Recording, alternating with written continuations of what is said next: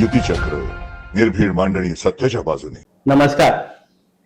आज आपण युतीचक्र युट्यूबच्या माध्यमातून एका अशा व्यक्तिमत्वाला भेटण्यासाठी आलेलो आहोत ज्यांनी मन आणि मनाचे आजार यामधून अनेकांना यशस्वी जीवनाचा मार्ग दाखवलेला आहे.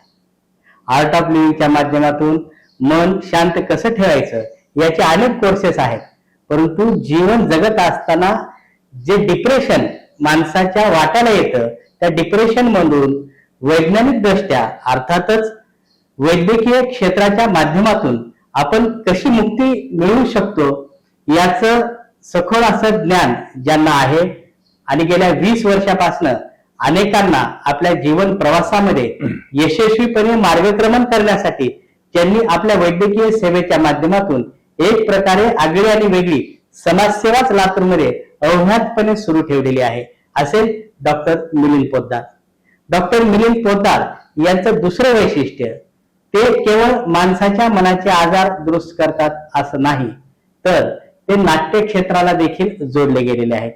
आणि ही ओळख देण्याचं कारण म्हणजे त्यांच्या रुग्णालयाच्या वर्धापन दिनाच्या निमित्ताने ते दरवर्षी कला क्षेत्रातील कुठला ना कुठला उपक्रम घेऊन येतात. यावर्षी त्यांच्या या वैद्यकीय सेवेला, लातूरमधील वैद्यकीय सेवेला 20 वर्ष पूर्ण होत आहेत आणि या निमित्ताने त्यांनी मानसरंग नाट्य महोत्सव आयोजित केलेला आहे. नेमका हा मानसरंग नाट्य महोत्सव काय आहे आणि डॉक्टर मिलिंद पोद्दार यांचा प्रवास काय आहे हे आपण आता जाणून घेणार आहोत. सर, सर्वात पहिल्यांदा मला या ठिकाणी जाणून घ्यायला आवडेल की आपण लातूरमध्ये ज्या वेळेला आलात त्यावेळेस सिग्नल कॅम्पला आपलं एक रुग्णालय होतं, हे मी चांगलं ओळखतो त्यावेळेला, आणि तिथून कदाचित आपला प्रवास सुरू झालेला असेल. हो, नमस्कार. मी डॉक्टर मिलिंद पोतदार, मनोविकार व मानसोपचार तज्ञ, सावली centre for mental health and research, Latur. तुम्ही म्हणालात तसं ऍक्च्युली 11 मार्च 2006 रोजी आम्ही लातूरमध्ये या सावली रुग्णालयाची स्थापना केली. जेव्हा मी हॉस्पिटल सुरू केलं होतं देशी केंद्र शाळेच्या बाजूला, तेव्हा आम्ही हॉस्पिटलचं नाव ठेवलं होतं सावली मानसोपचार रुग्णालय.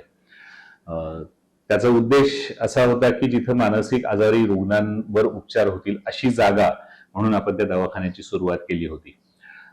त्यापूर्वीचं माझं शिक्षण हे बीजे मेडिकल कॉलेज इथून मी पोस्ट ग्रॅज्युएशन केलं सायकॅट्रीमध्ये, आणि त्यानंतर 2 वर्ष मी औरंगाबादला अनुभव घेतला डॉक्टर बाराळे यांच्या शांती नर्सिंग होम या हॉस्पिटलमध्ये.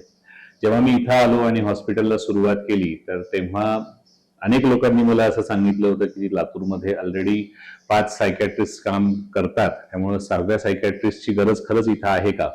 पण मला असं वाटलं होतं की मानसिक आरोग्य हे असं क्षेत्र आहे की ज्याच्यामध्ये आपल्याला काम करण्यासाठी खूप संधी आहेत, कारण की अजूनही मानसिक आरोग्याबद्दल, मानसिक आजाराबद्दल समाजामध्ये इतकी अनभिज्ञता आहे आणि त्यामुळे खूप सारे प्रश्न आहेत, पण त्याच्यासाठी मदत घेतली जात नाही किंवा लोकांना माहितीच नव्हतं की याच्यासाठी आपण मदत घेतली पाहिजे आणि याच्यासाठी डॉक्टर असतात, त्यांना भेटायला पाहिजे आणि आपले हे प्रश्न कमी होऊ शकतात. आणि या मागच्या 20 वर्षाच्या वाटचालीमध्ये इतक्या साऱ्या गोष्टी अनुभवायला आल्या, इतक्या साऱ्या गोष्टी वेगवेगळ्या माध्यमातून लोकांसोबत काम करता आलं. आम्ही सातत्यानं लातूर परिसरातल्या सगळ्या गावांमध्ये खूप चांगल्या पद्धतीनं लोकांपर्यंत हा मानसिक आरोग्याचा विषय पोहोचवण्याचा प्रयत्न केला. इथल्या शाळा महाविद्यालयांमध्ये आम्ही सातत्यानं मानसिक आरोग्य विषयक किंवा ताणतणाव नियोजन विषयक सत्र आम्ही सातत्यानं घेतलेली आहेत. इतर अनेक NGOच्या सोबतीनं आम्ही काही काम केलेलं आहे. तर या सगळ्या कामाचा आवाका जेव्हा आमच्या लक्षात आला आणि मग जेव्हा आम्ही 8 वर्षापूर्वी या स्वतःच्या वास्तूमध्ये स्थलांतरित झालो, 5 खाटांपासून सुरू झालेला हा प्रवास आता 65 खाटांपर्यंत पोहोचलेला आहे. तर दरम्यानच्या काळामध्ये 2009 मध्ये आम्ही एक संस्था स्थापन केली स्वर या नावानं, society for wellbeing awareness and rehabilitation. तर याच्या माध्यमातून मानसिक आरोग्याच्या क्षेत्रामध्ये काम करण्याचा आम्ही सातत्यानं प्रयत्न करतोय. त्याच्यामुळे आमची ही जाण वाढत गेली आणि जेव्हा आम्ही या नवीन आमच्या वास्तूमध्ये स्थलांतरित झालो तेव्हा आम्ही रुग्णालयाचं नाव बदललं आणि सावली मानसोपचार रुग्णालयाच्या ऐवजी सावली centre for mental health and research असं आम्ही नामकरण केलं. कारण की आता ही फक्त मानसिक आजारी रुग्णांसाठी काम करणारी नाही, तर मानसिक आरोग्यासाठी काम करणारी ही संस्था ठरावी या अनुषंगाने आम्ही काम केलं. आणि ज्या काही पद्धतीनं आता मानसिक आरोग्याबद्दलची जाण हळूहळू वाढतीये, तर अगदी आपल्याला असं म्हणता येईल की मानसिक आजार, मानसिक ताणतणाव ह्या दोन वेगळ्या घटकांवर आपण काम करतो, आणि तिसरा घटक आहे मानसिक डेव्हलपमेंट.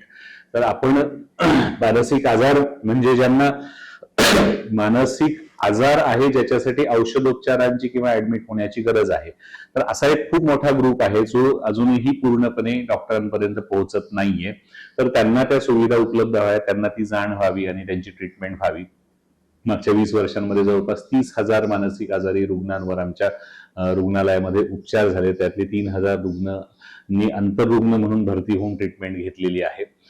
त्याच्यानंतर मानसिक ताणतणाव, जागतिक आरोग्य संघटना असं सांगते की प्रत्येक 10 मधल्या 4 लोकांना कधी ना कधी आयुष्यभरामध्ये सिग्निफिकंट ताणतणावाचा सामना करावा लागतो. यांना प्रत्येक वेळेला ऍडमिशनची गरज नसते, प्रत्येक वेळेला औषधांची गरज नसते, पण समुपदेशनाची गरज असते. कधी हे मुलांचे प्रश्न असतात, कधी पालकांचे प्रश्न असतात, कधी नवरा बायकोच्या नात्यातले प्रश्न असतात, किंवा इतर अनेक कारणांनी येणारा ताणतणाव, त्याला कसं मॅनेज करायचं. कारण की तो ताणतणाव योग्य पद्धतीनं मॅनेज नाही झाला तर तो आजाराचं स्वरूप धारण करू शकतो. तर त्या अनुषंगानं इथं आम्ही काम करण्याचा प्रयत्न करतो. आणि तिसरा सेक्टर जो म्हणालो डेव्हलपमेंट, की ज्यांना आजार पण नाही, ताणतणाव पण नाही, पण आयुष्यात तुम्हाला प्रगती साधायची असेल तर तुमची मानसिकता सकारात्मक असायला हवी, हे आपण सर्वजण जाणतो. तर त्यासाठी आम्ही विद्यालयीन आणि महाविद्यालयीन विद्यार्थ्यांसोबत सातत्यानं काम करत आहोत. तर या सगळ्या क्षेत्रांमध्ये आम्ही काम करत हळूहळू हा 20 वर्षांचा टप्पा आमचा पूर्ण झाला. आणि हा प्रवास नक्कीच समाधानकारक सुद्धा आहे आणि अभिमानास्पद सुद्धा आहे असं आम्हाला म्हणता येईल. कारण की या 20 वर्षांमध्ये आम्ही खूप साऱ्या लोकांच्या पर्यंत पोहोचण्याचा प्रयत्न केला. आम्ही सुद्धा त्या प्रवासामधून खूप काही गोष्टी शिकलो. त्यामुळे हा 20 वर्षाचा टप्पा चांगल्या पद्धतीनं सेलिब्रेट करावा असं आमच्या डोक्यात होतं. 2019 मध्ये आमच्या संस्थेला, स्वर संस्थेला 10 वर्ष पूर्ण झाली. त्यावेळेस आम्ही एक मानसरंग नावाने चित्रपट महोत्सव घेतला होता, ज्याच्यामध्ये 4 वेगवेगळे मानसिक आरोग्याच्या अंगांना स्पर्श करणारी चित्रपट आम्ही दाखवले होते. आणि हा अतिशय उत्कृष्ट असा हा कार्यक्रम झाला होता. आणि दरम्यानच्या काळात माझा वैयक्तिक दृष्ट्या आमच्या नाट्यस्पंदन प्रतिष्ठान ह्या डॉक्टरांच्या नाट्य संस्थेच्या मार्फत नाटकाशी जवळचा संबंध आला. मी स्वतः 3 नाटकांमध्ये कामे केली आणि इतर काही नाटकांचं नेपथ्य आणि सहदिग्दर्शनही केलं. तर त्यामुळे ती निर्माण झालेली नाटकांची आवड आणि पूर्वीचा मानसरंग फिल्म फेस्टिवलचा अनुभव, याच्यातून यावेळेस आपण एक नाट्य महोत्सव घ्यावा अशी आम्ही कल्पना समोर आली आणि त्या दृष्टीने आम्ही प्रयत्न सुरू केले. आपण तिकडे पुढे जाण्यापूर्वी एक छोटा माझ्या मनामध्ये प्रश्न असा आहे की माणसाला, की ज्याप्रमाणे फिजिकल हेल्थ, फिजिकल स्ट्रेंथ वाढण्यासाठी ज्याप्रमाणे रोज व्यायामाची गरज असते, त्याचप्रमाणे माणसाच्या मनाला की ते स्ट्रॉंग राहिलं पाहिजे, की यासाठी मनाची मशागत सुद्धा झाली पाहिजे. आणि ती वैचारिक झाली पाहिजे, ती आध्यात्मिक झाली पाहिजे. आणि त्याबाबत नेमकी मनाची मशागत कशी करायची आणि मन प्रसन्न कसं ठेवायचं, याबाबत तुम्ही काय सांगाल? कारण तुम्ही नाटकाकडे आता जातच आहात, तर ती आवडीचा जो विषय आहे. पण त्यापूर्वी इतरही जे कोणी व्यक्ती असतात, की त्या व्यक्तींना अजूनपर्यंत याची जाण, मला असं वाटतं, समाजामध्ये झालेली नाही. की आपण जसं फिजिकली फिट राहण्यासाठी रोज व्यायाम करणे, योगा करणे, वॉकिंग करणे, या ज्या हॅबिट्स लोकांनी लावून घेतलेल्या आहेत, तशाच आपणाला आपलं मन तंदुरुस्त राहण्यासाठी कुठल्या हॅबिट्स रोज पाळणं गरजेचं असं तुम्हाला वाटतं? कसं आहे की शरीर आजारी पडू शकतं हे आपल्या सगळ्यांना आता कळालेलं आहे. आणि त्याच्यामुळे त्याच्यावरचा प्रिव्हेंटिव्ह उपाय, प्रतिबंधात्मक उपाय म्हणून आपण शरीराला तंदुरुस्त ठेवण्यासाठीचे वेगवेगळे प्रयत्न आपण सर्वजण करत असतो. त्याच्यामध्ये आपण योग्य आहार घेणं, योग्य पद्धतीनं व्यायाम करणं, योग्य झोप घेणं, आपली दिनचर्या योग्य राहील यासाठी आपण प्रयत्न करणं, आणि काही व्यसनांच्या आहारी आपण न जाणं, या पंचसूत्रीवर आपण जनरली काम करतो. आणि त्याच्या अनुषंगानं जर जो प्रयत्न करत असेल त्याचं शरीर चांगलं सुदृढ राहण्याची शक्यता असते. आणि त्या उपर सुद्धा जेव्हा आपल्याला काही अडचणी निर्माण होतात, शारीरिक आजार निर्माण होतात, मग ते सौम्य सर्दी खोकल्यासारखे असतील किंवा काही हृदयाचे असतील, डायबिटीसचे असतील, मेंदूचे असतील, तर त्यावेळेस आपण त्याचं योग्य वेळी त्याच्यासाठी कन्सल्टेशन घेतो, त्याचं निदान करतो आणि त्याच्यासाठी जी योग्य अशी ट्रीटमेंट आपल्याला डॉक्टर ऍडवाइस करतात ती त्यांच्या सल्ल्याप्रमाणे आपण घेतो, जेणेकरून आजारी जरी पडलो तर त्या आजाराचा मुकाबला करण्यासाठी आपण तयार राहावं. तर हे सगळे शरीराचे प्रयत्न असतातच, पण त्या बरोबरीनं मानसिक आरोग्याबद्दल आपण अनभिज्ञ आहोत अजूनही. म्हणजे जसं शरीर आजारी पडू शकतं तसंच मन सुद्धा आजारी पडू शकतं, हे आपल्याला समजून घ्यायला हवं. आणि जर ते आजारी पडू शकतं तर त्याच्या आरोग्यासाठी सुद्धा आपल्याला काम करायला पाहिजे. तर मन म्हणजे काय, तर साध्या भाषेमध्ये आपल्याला असं म्हणता येईल, साधी व्याख्या, की आपले विचार, आपल्या भावना, आपल्या जाणीवा, ज्याच्या माध्यमातून आपण सगळ्या भवतालाचं ज्ञान ग्रहण करत असतो आणि त्याच्यातून होणारं आपलं वर्तन, ह्याला आपण मनाची कामं असं म्हणूयात. मन जरी दिसत नसलं तरी ही कामं आपल्याला दिसतात. त्यामुळं आपल्या विचारांची मशागत करणं, आपल्या भावनांना सुदृढ ठेवणं, आपलं जे आपण सगळ्या भवतालाची जाणीव घेतोय त्याच्याविषयी आपण योग्य पद्धतीनं विचार करायला शिकणं आणि त्याच्यातून चांगला निर्णय घेऊन चांगल्या पद्धतीनं आपलं वर्तन असणं, याच्यासाठी आपल्याला काम करत राहणं गरजेचं असतं. तर त्यासाठी आधी मी काय पद्धतीनं विचार करतो याची जाणीव माझी वाढली पाहिजे. कुठल्या परिस्थितीला मी कसा रिॲक्ट करतोय का रिस्पॉन्स देतोय, याच्यावर मला काम करायला हवं.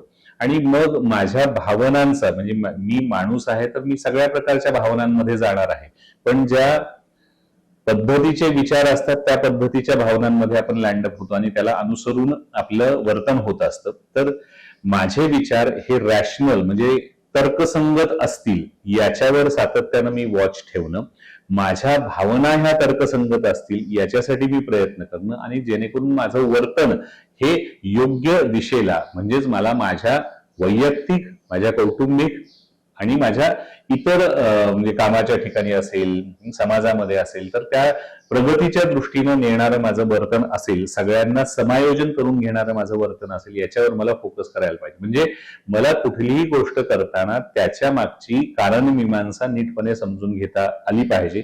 म्हणजे मला माझ्या विचारांविषयीची जागरूकता आणि भावनांविषयीची जागरूकता जर मी वाढवली तर मला माझं वर्तन हे जास्त रॅशनल असण्याची शक्यता वाढते. याच्यासाठी आपल्याकडे अनेक मार्ग असतात. आपण चांगलं वाचन करू शकतो, चांगल्या मित्रांमध्ये राहू शकतो, चांगले छंद आपण जोपासू शकतो की ज्याच्यातून माझ्या मनाला काहीतरी चांगले इनपुट्स मिळत राहतील आणि माझ्या भावनांचं मॅनेजमेंट चांगलं राहील. पण हे सगळं जाणीवपूर्वक करायला लागणार आहे. सर, मानसरंग नाट्य महोत्सव यामागची नेमकी संकल्पना काय, आणि या वेळेला आपण जे काही 4 वेगवेगळे नाटक या ठिकाणी घेऊन आलेलो आहोत, जे प्रेक्षकांना मनोरंजन तर करणारच आहेत, मनोरंजनातून दिशा देणार आहेत, तर त्या 4 नाटकांचा वेगवेगळा पैलू काय आहे आणि पालकांसाठी तुम्ही एक सेमिनार ठेवलेला आहे की त्या मागची भूमिका काय ते सांगा. 20 वर्षाच्या निमित्तानं आपण जे कार्यक्रम ऑर्गनाईज केले होते त्यातला पहिला हा होता की आम्ही महाविद्यालयीन विद्यार्थ्यांसाठी एक निबंध स्पर्धा आणि एक रील स्पर्धा आयोजित केली होती. आम्ही मानसिक आरोग्याशी निगडीत काही विषय त्यांना दिले होते आणि त्याला अतिशय चांगला प्रतिसाद मिळाला. जवळपास 70 लोकांनी त्याच्यामध्ये पार्टिसिपेशन दाखवून अतिशय सुंदर निबंध लिहिले आहेत. त्यानिमित्तानं त्यांनी मानसिक आरोग्य हा विषय अभ्यासला आणि तो उतरवून काढला. म्हणजे त्यांची ती जाण स्वतःची वाढवण्यास त्यांना मदत झाली या उपक्रमातून, असं आम्हाला वाटतं. दुसरा जो 21 आणि 22 मार्च रोजी आमचा उपक्रम पार पडला, पुण्याचे एक बालमानसोपचार तज्ञ आहे डॉक्टर भूषण शुक्ल, त्यांना आपण लातूरमध्ये बोलवलं होतं. 2 दिवस ते लातूरमध्ये होते. 21 तारखेला आपण लातूरमधल्या सगळ्या विद्यालयातील रिप्रेझेंटेटिव्ह असे 2-2 शिक्षक बोलवले होते. 170 शिक्षक त्या कार्यशाळेला उपस्थित होते आणि त्या कार्यशाळेमध्ये विद्यार्थ्यांची मानसिकता काय असते आणि एका शिक्षकाला काय असं माहिती असायला हवी, त्याला विद्यार्थ्यांच्या पॉझिटिव्ह सकारात्मक जडणघडणीमध्ये त्याला योगदान देता येईल.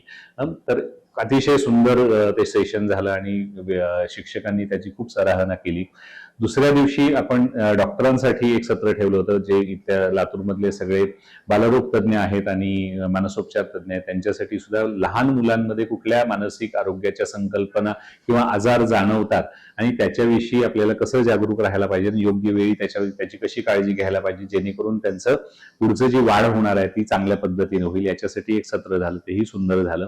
आणि 22 तारखेला संध्याकाळी आपण पालकांसाठी एक पालक शाळा आयोजित केली होती की आजकाल मुलांना वाढवताना पालकांच्या समोर ज्या समस्या असतात, त्यांच्याशी नातं डेव्हलप करण्यासाठी जे प्रश्न निर्माण होतात, तर त्याच्यावर 1.5 तासांची त्यांची मी मुलाखत डॉक्टर भूषण शुक्लांची घेतली आणि 600 पेक्षा जास्त पालक त्या कार्यशाळेला उपस्थित होते आणि खूप सुंदर पद्धतीनं डॉक्टर भूषण शुक्लांनी त्या सगळ्यांना मार्गदर्शन केलं आणि खूप साऱ्या गोष्टी मला स्वतःला सुद्धा शिकायला मिळाल्या त्याच्यामधून.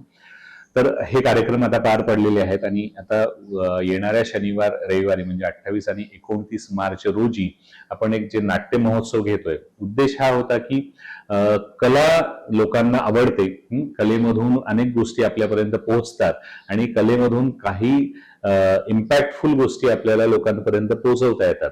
तर त्या माध्यमातून अशी ही 4 नाटकं निवडण्यात आलेली आहेत की जी मानसिक आरोग्याच्या विविध अंगांना स्पर्श करतात. जरी हे मानसिक आरोग्याच्या बद्दल बोलणारी नाटकं असली तर त्या काही डॉक्युमेंटरीज नाही आहेत, ते नॉर्मल नाटकांसारखी नाटकं आहेत. त्यातले विषय खूप सुंदर आहेत. नाटक म्हणून पाहायला आपल्याला त्याच्यामध्ये खूप आनंद मजा येणार आहे, त्यामुळे त्याच्यासाठी लोकांनी यावंच. पण त्यासोबत आपण प्रत्येक नाटकाच्या नंतर त्याचे लेखक, त्याचे दिग्दर्शक, त्याच्यामध्ये काम केलेले कलाकार आणि मानसोपचार तज्ञ अशी एक चर्चा घडवून आणणार आहोत, जिथून आपल्याला त्याच्यातून स्वतःच्या मानसिक आरोग्याची जाण वाढवण्याविषयी आपल्याला त्या नाटकामधून काय घेता येण्यासारखं आहे आणि एकंदर आपल्या जगण्याबद्दल आपल्याला त्यातून काय समजून घेता येईल हा प्रयत्न असणार आहे. याच्यामध्ये आपण 4 नाटकं 2 दिवसांमध्ये दाखवणार आहोत. 28 तारखेला जी 2 नाटकं दाखवली जाणार आहेत त्यातलं पहिलं नाटक आहे ते आनंद ओवरी नावाचं आणि हे आपल्या लातूरच्या मातीतलं नाटक आहे. लातूरच्या नाट्यस्पंदन प्रतिष्ठान द्वारे निर्मिती केलेलं आणि श्रुतिकांत ठाकूर यांनी दिग्दर्शित केलेलं हे नाटक आहे. आणि मला सांगायला आनंद होतोय की या नाटकामध्ये मी प्रमुख भूमिकेमध्ये काम करतो. म्हणजे हे एकपात्री नाटक आहे. तुकाराम महाराजांच्या आयुष्यावर बेतलेलं आणि त्याचा भाऊ कान्होबा याच्यातून तुकाराम महाराजांचा आणि सामान्य माणसाचा प्रवास कसा असतो हे उलगडणारं हे नाटक आहे आणि त्याच्यामधून आपल्याला खूप साऱ्या मानसिक आरोग्यविषयक जाणीवा आपल्याला त्याच्यामधून समजून घेता येणार आहेत. दुसरं जे नाटक आहे ते मन नावाचं नाटक आहे. चंप्र देशपांडे यांनी लिहिलेलं अतिशय सुंदर नाटक. एका मध्यमवर्गीय माणसाचा स्वतःशी चाललेला बोलणं म्हणजे ज्याला स्वगत आपण म्हणतो किंवा सेल्फ टॉक असं म्हणतो, असं त्या नाटकामध्ये ते पण एकपात्री नाटक आहे. अभिजित झुंजारराव नावाच्या एका खूप चांगल्या दिग्दर्शकानं हे नाटक दिग्दर्शित केलं आणि रमेश वाणी नावाच्या एका समर्थ अभिनेत्यानं त्याच्यामध्ये काम केलेलं आहे. त्याच्यातून आपल्याला एक सामान्य माणूस आयुष्यभर कसा विचार करत जातो आणि मग विचारांची आणि भावनांची आंदोलनं कशी बदलत राहतात आणि त्याचा आपल्या वर्तनावर आणि आपल्या भवतालावर कसा परिणाम होतो हे आपल्याला त्याच्यामधून पाहायला मिळणार आहे. अतिशय सुंदर नाटक आहे. सकाळचं नाटक हे सकाळी 11 वाजता सुरू होणार आहे आनंद ओवरी आणि दुसरं नाटक दुपारी 2:30 वाजता सुरू होणार आहे. त्यामुळे या नाटकाला सगळ्यांनी उपस्थिती दर्शवावी. दुसऱ्या दिवशी जी 2 नाटकं आहेत त्यातलं पहिलं नाटक जे आहे मग तू मला खा असं थोडंसं वेगळं असणारं नाव आहे. विभावरी देशपांडे नावाची एक अभिनेत्री, मराठी अभिनेत्री आहे. तिनं लिहिलेलं आणि दिग्दर्शित केलेलं हे अतिशय सुंदर नाटक आहे. याचा विषय असा आहे की आजकालच्या तरुण मुलांमध्ये सोशल मीडियाचा वापर खूप वाढलेला आहे आणि आपल्या स्वतःबद्दलची सेल्फ इमेज ज्याला आपण म्हणतो, तर त्याची जी जडणघडण या सोशल मीडियाच्या मधून मिळणाऱ्या लाईक्स डिसलाईक्स वरून ती सेल्फ इमेज तयार होत असते. त्यातून निर्माण होणारे स्वतःच्या शरीराबद्दलचे, दिसण्याबद्दलचे जे न्यूनगंड असतात ते कसे तयार होतात आणि ह्या सेल्फ इमेजला सकारात्मक पद्धतीने आपण कसं बघायला पाहिजे याच्याविषयीची जाण निर्माण करणारं हे नाटक आहे. तर ते तरुण वर्गाने पाहण्यासारखं आणि त्यांच्यासोबत जे पालक आहेत, त्यांचे भाऊबंद आहे, त्यांच्यासाठी सुद्धा हे नाटक खूप सुंदर असणार आहे. आणि शेवटचं जे 4थं नाटक आहे ते तो राजहंस 1 असं त्या नाटकाचं नाव आहे. दत्ता पाटील नावाच्या लेखकांनी हे लिहिलं आहे. अतिशय सुंदर लिहिलेलं आहे आणि सचिन शिंदे नावाच्या दिग्दर्शकांनी ते दिग्दर्शित केलेलं नाटक आहे. तर या नाटकामध्ये आज ज्या पद्धतीनं शहरी भागामध्ये जो एक काल भोगवादी म्हणू किंवा चंगळवादी दृष्टिकोनातून जगणं बदलत चाललेलं आहे आणि त्याच वेळेला ग्रामीण भागामध्ये एक तुटले पण जाणवत आहे. तर ग्रामीण भागामधला जो एक शेतकरी तरुण आहे तो हळूहळू मागे पडत चाललाय, तुटत चाललाय. त्याची जी भावनिक अवस्था काय होत चालली आहे आणि त्यांच्या समोरच्या काय समस्या आहेत याच्यावर भाष्य करणारं हे नाटक आहे. प्राजक्त देशमुख आणि अनिता दाते या समर्थ कलाकारांनी त्याच्यामध्ये काम केलेलं आहे. तर हा खूप चांगला अनुभव असणार आहे. या चारही नाटकं आपण एन्जॉय करू शकणार आहेत. ज्यांना शक्य आहे त्यांनी सगळी नाटकं पाहावीत, ज्यांना शक्य नाही त्यांच्यासाठी एक नाटक सुद्धा आपण पाहू शकतो. हा नाट्य महोत्सव पूर्णतः मोफत आयोजित केलेला आहे. फक्त आपल्याला नाटकाला यायचं असेल तर यासाठी तो आपण नावनोंदणी करणं आणि त्याच्यासाठीची प्रवेशिका आरक्षित करणं, ती मिळवणं हे गरजेचं आहे. याला खूप चांगला प्रतिसाद मिळाला आहे. ऑलरेडी 500 पेक्षा जास्त प्रवेशिका वितरित झालेल्या आहेत आणि सातत्यानं मागणी चालू आहे. त्यामुळे तुम्हाला जर नाटकं पाहायची असेल आणि निराशा टाळायची असेल तर लवकरात लवकर आपण आपल्या प्रवेशिका आरक्षित कराव्यात. याच्या प्रवेशिका आमच्या सावली रुग्णालयामध्ये उपलब्ध आहेत किंवा आदर्श कॉलनीमध्ये हरिती बुक गॅलरी म्हणून आहे, तिथं उपलब्ध आहेत. शिवाजी चौकामध्ये निदान लॅब म्हणून आहे, तिथं त्या उपलब्ध आहेत. किंवा देशी केंद्र शाळेच्या बाजूला उद्धार हॉस्पिटलमध्ये त्या उपलब्ध आहेत. किंवा मेन रोड लातूरवर मान्यवर नावाचं जे क्लॉथ स्टोअर आहे तिथं पण त्या उपलब्ध आहेत. तर आपण लवकरात लवकर आपल्या प्रवेशिका आरक्षित कराव्यात आणि हा एक आगळा वेगळा सोहळा अनुभवण्यासाठी आपण सर्वांनी लातूरकरांनी यावं अशी मी सगळ्यांना नम्र विनंती करतो. धन्यवाद सर, की अत्यंत कमी वेळामध्ये आपण आपला प्रवास, या महोत्सवाच्या आयोजनामागची भूमिका आणि आपले आभार की आपण लातूरकरांना एवढे सुंदर नाटक मोफतरित्या पाहण्यासाठी उपलब्ध करून दिले आहेत. लातूरकरांची नाटकाची जी काही भूक आहे ती या निमित्ताने आपण शमवण्याचा प्रयत्न करताय. खरं तर मन आणि मनाचे आजार यावरती विचार करत असताना आपलं मन ताजतवानं ठेवायचं असेल तर आपल्या आवडीचे छंद आपण जोपासले पाहिजेत. लातूरमध्ये अर्थातच सांस्कृतिक आणि शैक्षणिक क्षेत्रामध्ये लातूर हे आघाडीचं शहर आहे आणि लातूरकरांना हा सांस्कृतिक महोत्सव मानसरंग नक्कीच भावेल. आपण जी काय लातूरकरांना नाटक पाहण्याची संधी या महोत्सवाच्या निमित्ताने उपलब्ध करून दिली त्याबद्दल लातूरकरांच्या वतीने आपले आभार. मी लातूरकरांना या माध्यमातून आवाहन करतो की आपण जास्तीत जास्त प्रतिसाद या नाट्य महोत्सवाला द्यावा. लातूर शहरातील दगडोजीराव दादा देशमुख सांस्कृतिक सभागृह या ठिकाणी 28 आणि 29 असे 2 दिवस सकाळी आणि दुपारी नाटक त्यासोबत चर्चा, हे दोन्ही नाटक झाल्यानंतर त्या कलावंतांसोबत दिग्दर्शकांसोबत चर्चा होणार आहे. त्यामुळे आपण याचा आनंद जरूर घ्याल अशी अपेक्षा या ठिकाणी व्यक्त करतो आणि सरांना त्यांच्या 20व्या वर्धापन दिनाच्या निमित्ताने हार्दिक शुभेच्छा देतो. आपला हा महोत्सव यशस्वी तर राहणारच आहे आणि आपलं कौतुक दुसरं या गोष्टीसाठी मला करावं असं वाटतंय की सर ज्या पद्धतीने मनाला ताजतवानं ठेवण्यासाठी, एखाद्या व्यक्तीला डिप्रेशन मधून बाहेर काढण्यासाठी प्रयत्न तर करतातच, पण व्यसनमुक्तीच्या माध्यमातून देखील सरांनी लातूरमध्ये खूप मोठं काम या ठिकाणी उभं केलेलं आहे. शेकडो लोकांना दारूपासून दूर ठेवण्यासाठी एका वेगळ्या पद्धतीनं रुग्णालय आणून त्या व्यक्तीला दुरुस्त करण्याचं काम सरांनी मागच्या 20 वर्षापासून लातूरमध्ये सुरू ठेवलेलं आहे. ते योगदान देखील लातूरकरांनी दखल घ्यावं असंच आहे. सर, आपण जो काय महोत्सव आयोजित केलाय आणि आपला जो काय 20वा वर्धापन दिन आहे त्याबद्दल आपलं खूप खूप कौतुक. धन्यवाद. थँक्यू. युतीचक्र, निर्भीड मांडणी सत्याच्या बाजूने.